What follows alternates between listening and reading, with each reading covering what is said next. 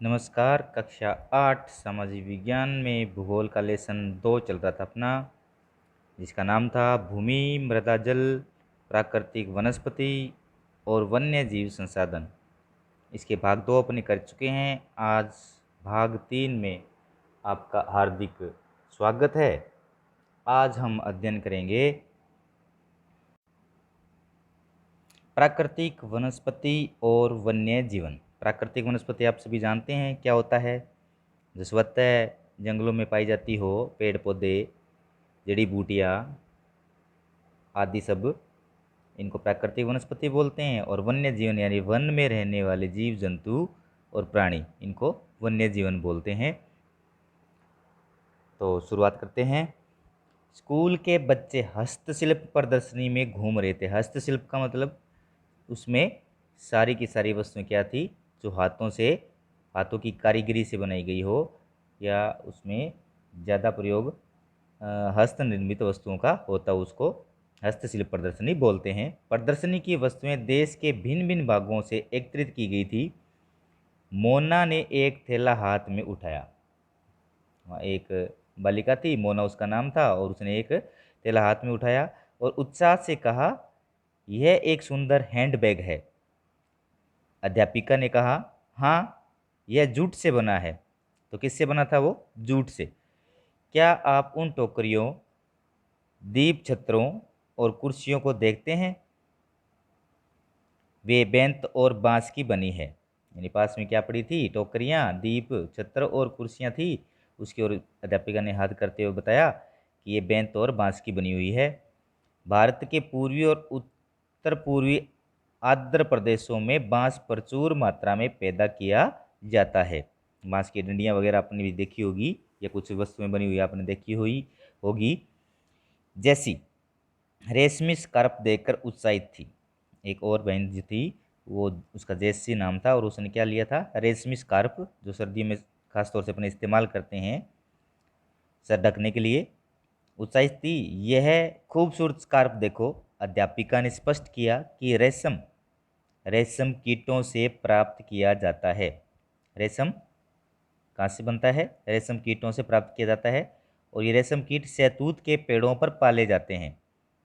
बच्चे समझ गए हैं कि पौधे हमें अनेक विभिन्न उत्पाद प्रदान करते हैं, जिनका उपयोग हम अपने दैनिक जीवन में करते हैं। तो यहाँ अपने दिमाग में भी यह बात आ रही होगी कि रेशम से कीट कैसे बनता है, या कीट से रेशम कैसे बनता है। शहतूत के पेड़ पे तो यहाँ पे एक चित्र दिखाया गया है, उस कीट का भी चित्र यहाँ पे आप देख सकते हैं, जो शहतूत के पेड़ पे लगा हुआ है, और इससे वो रेशम के धागे जो है वो बनाए जाते हैं। आगे देखते हैं। प्राकृतिक वनस्पति और वन्य जीवन केवल स्थलमंडल, जलमंडल और वायुमंडल के बीच जुड़े एक संकरित क्षेत्र में ही पाए जाते हैं। बहुत बड़ी बात है ये, देखिए आप। प्राकृतिक वनस्पति और वन्य जीवन केवल स्थलमंडल, जलमंडल और वायुमंडल के बीच जुड़े एक संकरित क्षेत्र में ही पाए जाते हैं, जिसे हम जैव मंडल कहते हैं। स्थलमंडल, जलमंडल और वायुमंडल के बारे में आपने पहले पढ़ा होगा, जानते भी होंगे। और इन सब के बीच में पाया जाने वाला जीव जंतु जहाँ पाए जाते हैं, उस मंडल को हम क्या कहेंगे? जैव मंडल, जो इन तीनों के बीच में पाया जाता है। जैव मंडल में सभी जीवित जातियां जीवित रहने के लिए एक दूसरे से परस्पर संबंधित और निर्भर रहती है। इस जीवन आधारित तंत्र को पारितंत्र कहते हैं। यानी वो सभी क्या रहते हैं? जीव जंतु एक दूसरे पर निर्भर रहते हैं जीवित रहने के लिए, और ये जो तंत्र बनता है, इस तंत्र को क्या बोलेंगे? अपने पारितंत्र कहते हैं। वनस्पति और वन्य जीवन बहुमूल्य संसाधन हैं। पौधे हमें इमारती लकड़ी देते हैं, प्राणियों को आश्रय देते हैं, ऑक्सीजन उत्पन्न करते हैं, जिसमें हम श्वास लेते हैं। हम सबको पता है कि हमें जीवित रहने के लिए कौन सी गैस की आवश्यकता होती है? ऑक्सीजन की। और ये सब चीज़ें हमें कहाँ से मिलती है? पेड़ पौधों से मिलती है। इसके अलावा ये इमारती लकड़ियाँ हैं, और बहुत सारे प्राणियों को भी ये आश्रय देते हैं। इसके अलावा फसलों को उगाने के लिए आवश्यक मृदा की सुरक्षा करते हैं। जो मृदा अपरदन की घटनाएं होती है या मृदा का कटाव होता है उसको रोकने का काम भी ये अपनी जड़ों के माध्यम से करते हैं। रक्षक मेखला के रूप में कार्य करते हैं, यानी वो एक तरह से उनके रक्षक बनकर उस मिट्टी को बहने से रोकते हैं या गिरने से रोकते हैं। भूमिगत जल के संग्रहण में सहायता करते हैं। हमें फल, लेटेक्स, तारपीन का तेल, गोंद, औषधीय पौधे और कागज प्रदान करते हैं जो आपके अध्ययन के लिए अत्यधिक आवश्यक है। पौधों के असंख्य उपयोग है, उनमें आप कुछ और जोड़ सकते हैं। इसी प्रकार से यहाँ पे एक पौधा दिखाया गया है, ब्रह्म कमल। ये क्या है? एक तरह का औषधीय पौधा है और विभिन्न प्रकार की औषधियाँ भी विभिन्न प्रकार के पौधों से बनाई जाती है। वन्य जीवन के अंतर्गत जंतु, पक्षी, कीट एवं जलीय जीव रूप आते हैं। उनसे हमें दूध, मांस, खाल और ऊन प्राप्त होती है। कीट जैसे मधुमक्खी हमें शहद देती है, खाने में बहुत मीठा होता है, आप सभी ने खाया होगा शहद। फूलों के परागण में मदद करती है और पारितंत्र में अपघटक के रूप में एक महत्वपूर्ण भूमिका निभाती है। चिड़िया अपने भोजन के लिए कीटों पर निर्भर है और अपघटकों के रूप में कार्य करती है। गिद्ध मृत जीव जंतुओं को खाने के कारण एक अपमार्जक है और पर्यावरण का एक महत्वपूर्ण शोधक माना जाता है, यानी एक तरह से ये पर्यावरण का सफाई कर्मचारी माना जाता है। कौन सा पक्षी? गिद्ध।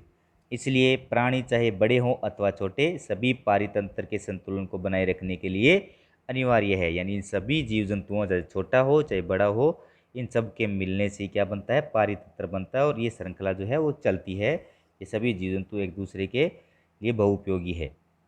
विभिन्न प्रकार के जीव जंतुओं की आप किंगफिशर की, यानी उसको किलकिला भी बोलते हैं, उसका भी चित्र दिया हुआ है, इसको देख सकते हैं। इसके अलावा आप देखिए, क्या आप जानते हैं भारतीय उपमहाद्वीप में जिन पशुओं का उपचार डिक्लोफिनेक, एस्प्रिन अथवा इबुप्रोफेन जैसे पीड़ानाशी से किया जाता है, यानी विभिन्न प्रकार की ये पीड़ानाशी दवाइयाँ हैं जिनका उपयोग करते हैं और उनका उपयोग बहुतायत किया जाता है। उनके अपमार्जन उपरांत गिद्ध किडनी खराब होने से मर रहे थे, यानी जब वो इन पशुओं के ऊपर इंजेक्शन आदि से इन दवाओं का डिक्लोफिनेक, एस्प्रिन अथवा इबुप्रोफेन जैसे पीड़ानाशक दवाइयाँ जो थी इनका इस्तेमाल करते हैं। इंजेक्शन के माध्यम से पशुओं को जब उनका इलाज किया जाता है और उस इलाज के दौरान जब वो पशु जो है वो मर जाते थे, तो उनको मरने के बाद में, जैसा मैंने पहले बताया कि गिद्ध पर्यावरण का सफाई कर्मचारी होता है, तो मरे हुए जीव जंतुओं को एक तरह से वो नष्ट करता है या खा जाता है। तो ये खाने के बाद में गिद्ध की जो थी, क्या थी, वो किडनी खराब हो रही थी और इस वजह से वो मर रहे थे। पशुओं पर इन औषधियों के उपयोग करने पर प्रतिबंध लगाने के प्रयास किए जा रहे हैं तथा आरक्षित स्थान पर गिद्ध के प्रजनन के प्रयास किए जा रहे हैं। तो आपने भी देखा होगा, बहुत ऊंचा गिद्ध उड़ता है। पहले अपने आसपास बहुत बड़ी संख्या में दिखते थे, लेकिन आजकल इनकी संख्या कम हो गई है और इसका सबसे बड़ा कारण ये है कि इन पशुओं के ऊपर इस प्रकार की दवाओं का प्रयोग किया जाता था जिससे वो मर रहे थे।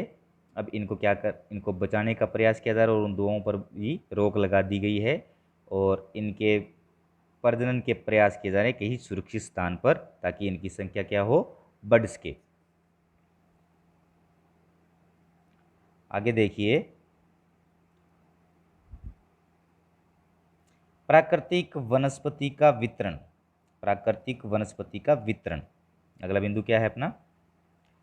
वनस्पति की वृद्धि मुख्य रूप से तापमान और आर्द्रता पर निर्भर करती है। आर्द्रता आप सभी को पता होगा कि जिस प्रकार से जल भाप वाष्प बनकर उड़ता है या भाप बनकर उड़ता है, तो उस दौरान हवा में कुछ नमी होती है, कुछ एक तरह से गीलापन बोल सकते हैं उसको, तो ये क्या कहलाती है? आर्द्रता कहलाती है। विश्व की वनस्पति के मुख्य प्रकारों को 4 वर्गों में रखा जा सकता है, जैसे वन, घास, स्थल, गुल्म और टुंड्रा। इस तरह से इसको 4 भागों में बांटा गया है। भारी वर्षा वाले भारी वर्षा वाले क्षेत्रों में विशाल वृक्ष उग सकते हैं। इस प्रकार वन प्रचुर जल आपूर्ति वाले क्षेत्रों में ही पाए जाते हैं। जैसे जैसे आर्द्रता कम होती है वैसे वैसे वृक्षों का आकार और उनकी सघनता कम होती जाती है, क्योंकि जल की मात्रा उनके आसपास कम हो जाती है। सामान्यतः वर्षा वाले क्षेत्रों में छोटे आकार वाले वृक्ष और घास उगती है, जिससे विश्व के घास तलों का निर्माण होता है। कम वर्षा वाले शुष्क प्रदेशों में कंटीली झाड़ियाँ एवं गुलम उगते हैं। इस प्रकार के क्षेत्रों में पौधों की जड़ें गहरी होती है। जैसे रेगिस्तान है तो रेगिस्तान में अधिक लंबी जड़ों वाले पेड़ पौधे पाए जाते हैं। उनकी पत्तियां छोटी होती है, उनकी पत्तियों की मोटाई ज़्यादा बड़ी होती है और उस पर बहुत सारे कांटे पाए जाते हैं। तो इस प्रकार से कंटीली झाड़ियाँ ऐसे स्थानों पर पाई जाती है जहाँ पे वर्षा कम होती हो या जल कम हो। तो कांटे एक तरह से वो पत्तियाँ ही होती है जो अपने आप को कांटों का रूप दे देती है, जिससे वहाँ पे वाष्पोत्सर्जन की जो प्रक्रिया होती है वो कम होती है। एक तरह से उनमें नमी बनी रहती है, जल का एक तरह से वो बचाव करते हैं जिससे वो जीवित रह सके। वाष्पोत्सर्जन से होने वाली आर्द्रता की हानि को घटाने के लिए इन पेड़ों की पत्तियां कांटेदार और मोमी सतह वाली, यानी ऊपर से एक तरह से जैसे अपने बोल सकते हैं कि लेमिनेशन किया हो उस प्रकार से इस सतह के ऊपर मोम जैसी चीज़ पाई जाती है, तो मोमी सतह वाली होती है। शीत ध्रुवीय प्रदेशों यानी अधिक ठंडे प्रदेशों की टुंड्रा वनस्पति में मोस और लाइकेन सम्मिलित है। पेड़ों के नाम है ये। पिछली 2 शताब्दियों में विश्व में जितने लोग थे इस समय उससे कहीं अधिक लोग हैं, यानी निरंतर क्या हो रही है, आबादी बढ़ रही है, जनसंख्या बढ़ रही है। बढ़ती जनसंख्या के पोषण के लिए फसलों को उगाने के लिए वनों के विशाल क्षेत्रों से वृक्ष काट दिए गए हैं। विश्व भर में वनों का आवरण तेजी से समाप्त हो रहा है। इस बहुमूल्य संसाधन के संरक्षण की तुरंत आवश्यकता है, यानी इस प्रकार से इन पेड़ पौधों को बचाने के लिए इसकी आवश्यकता क्या है, तुरंत है। तो यहाँ पे आप कुछ कोलाज वगैरह देख सकते हैं जो स्कूल के छात्रों द्वारा बनाया गया है। एक तरह से ये संदेश देते हैं कि पेड़ों को बचाना चाहिए।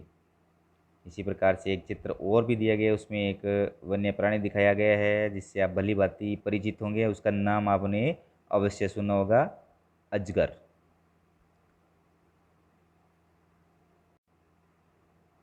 तो आज के लिए बस इतना ही, बाकी हम अगले पार्ट में करेंगे और जिसका टॉपिक होगा प्राकृतिक वनस्पति और वन्य जीव संरक्षण। तब तक के लिए धन्यवाद।